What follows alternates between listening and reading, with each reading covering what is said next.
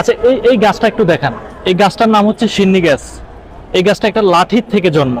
কিভাবে এই সিন্নি গাছটা একটা লাঠির থেকে জন্ম? যে গাছের ছাল বাকল, যে গাছের পাতা খায় মানুষ এবং কি মানত করে, যাদের সন্তান হয় না, যাদের ক্যান্সারের রোগী, অর্থাৎ সকল রোগের মহা ঔষধ এই সিন্নি গাছটা। একটু শুনি ভাই, এই গাছটার ইতিহাসটা যদি একটু বলেন। এটা শহীদ সম্রাট সুলতানুল আউলিয়া হযরত শাহ আলী বাগদাদীর হাতের লাঠি এখানে খাড়া করে রাখছিল। হ্যাঁ।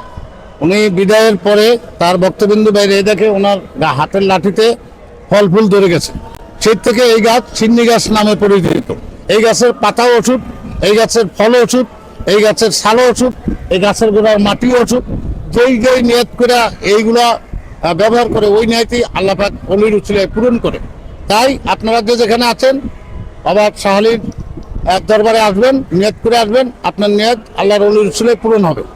মানে আমি শাহরির মাজারে অনেকবার আসছি, কিন্তু এত চমৎকার একটা তথ্য কিন্তু জানতাম না যে এই একটা লাঠি থেকে এই গাছটার জন্ম। চমৎকার চমৎকার, থ্যাংক ইউ।